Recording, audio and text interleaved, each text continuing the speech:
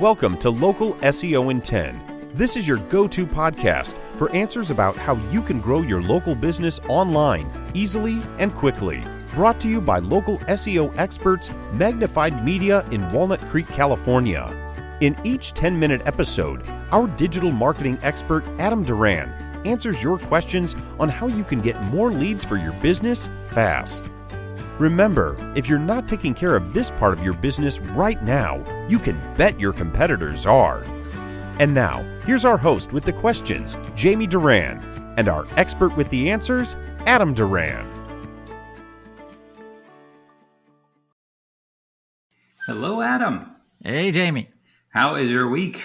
My week is fantastic. It's going great. Fantastic. Lots of new customers, lots of happy customers, lots of excited customers. Yeah, it's great. It's good. Awesome. It's good. I have a story, though, for you. Oh, we love examples. Case studies. So we had a client come to us probably about 4 or 5 months ago, and it was one of the board of directors of this company that person knew that they needed a change, that they weren't getting any business for their locations around California, and he knew that we could help. And so we did a proposal, we did an audit for him, presented that to him, and then he went back to the board and presented that audit, presented all the benefits of it, and talked about their competitors, everything. One person in that board was against doing anything. And so this podcast, I wanted to do an episode about if this is you, if you find yourself in this situation, it's time for a change, it's time to start doing this, that the money you're losing and your competitors are gaining, that, but there's one decision maker that isn't on board. So what do you do? What do you do? All right. So for clarification, I'm the local SEO champion. I am not the stick in the mud. Correct. Yeah, the stick in the mud doesn't give us a call. The person who realizes, oh my God, our competitors have 280 reviews and we have 10. Maybe that's why we don't get any phone calls. Or, I look up our business and it's the wrong address on our Google listing or the wrong phone number. I've seen all of these, and maybe that's why we're not getting any phone calls or leads or anything. So, well, and then I thought you were talking like it was the board of Arby's or something was calling. Well, a lot of times these companies, they do have they have a board that they have to go back and make a decision, which when they take on a new agency to represent them and to work with them, it can be a big decision. So sure. And if anything that we found, like that one stick in the mud person, there might be that sense of why change, why the fear of change is something that can really, shut everybody down. We're doing okay. I'm getting paid, you're getting paid, we're okay. So why change? So that is one of the reasons, that you'd have to address. So a great way to do that, a great way to kind of overcome that objection is to go back to that agency and ask them for some case studies or examples of other clients that they have, that basically they've done the same kind of work so that that agency can build some trust with that person. So that the person who's afraid of change is afraid of change because they don't want to fail.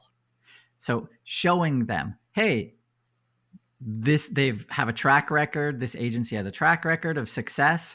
So, we're in similar industries or in the same industry. This should work, right? So building that trust by showing case studies, you can go back and ask the agency for that. Their reviews for that agency, you can ask for that. These are all trust building, basically exercises to try and overcome that objection. Okay? Yeah. Questions for that one? Oh, yeah. I have a lot of questions. Go. Okay. So you're essentially saying you have the entire board who is on board. You have one stick in the mud. So for some reason, he or she is saying, I'm going to go against everyone and I'm willing to stick my neck out there and not go along. Mm-hmm. So now what you're talking about is kind of fighting it with logic and examples and case studies of why this makes sense. But that's generally not the reason that person is being a stick in the mud. Generally, it's an emotional reason or potentially conflict of interest reason. Oh, yeah. Okay. So if it's an irrational reason or a conflict of interest reason, the best thing we can do to get everyone on board is to go back to that agency and ask for a shorter contract. So this is kind of like hey, why don't we just try this out for 3 or 6 months instead of being locked down to a contract of 12 months? And then basically you're asking that agency to shorten their normal contract. Most agencies are 12 to 24 to even 36 months. So asking them to reduce basically that contract length, the promise of working together, is one of the ways that we've found can kind of overcome that irrational fear. The conflict of interest one is that's a tough one, right? That's internal, that maybe nobody knows about. So this is one way that you can get the hey, couldn't hoit kind of answer from that board. So because now they've won, in quotes, they've won something from the agency, and definitely we've had those back and forth kind of negotiations that very common. So if your business is that important to that agency, there's a good chance they'll be flexible on the term of the contract. Yeah, I understand. It's, as you've mentioned before in previous podcasts, sometimes well, my wife set it up and now we're going to tell her she's fired. And now, and now what am I going to do? I still have to live with that person. So those kind of things that are going to be challenges no matter what. And I was just interested to hear what you think to overcome those emotional / conflict of interest. I mean, direct conflict of interest that is actively hurting the business. And yet that person's willing to tank the entire ship in order to maintain that relationship. Well, then it becomes in the other board members' interest to be a little more active. So another one is let's do this later. Hey, why don't we just do this later? We can push this back. We can start, after whatever season. Everybody's busy right now taking on this new agency. So we're going to have to task somebody or whatever. It's going to take work, blah, blah, blah, blah. So that objection. So when you hear that from the other board members, you can definitely first go look for yourself, your competitors.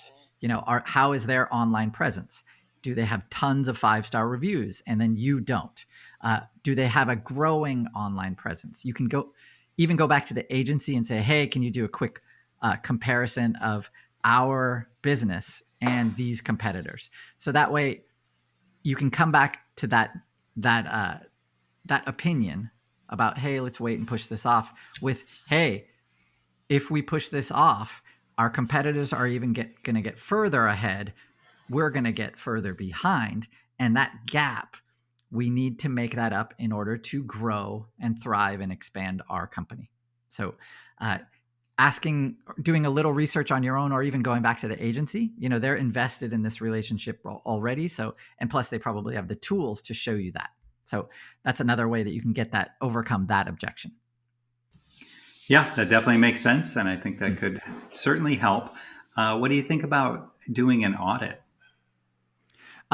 So you can ask that agency to do the audit, right? So we're assuming they've already done it for your company. They've probably included some competitors in that audit. So that way, if they haven't, you can ask them, hey, can you show us, compared to this, give them a list of, 3 competitors who you think are dominating or hurting your business. And see what they're doing that you're not. So that is for sure. Definitely, I know for our agency, that's a deal closer. When we can show your competitors are doing all of this plus more, and how, you're getting further behind because of it. Yeah, it's a good way to close. Yeah, definitely. And it's that, in my industry, I run into the same thing, where, everyone's on board except for one person, and that one person can literally tank the deal and cost people thousands and thousands of dollars. And it's because they're, number one, just resistant to change, like you said. Sure. or they have some kind of conflict, and or it's irrational and they cannot defend it.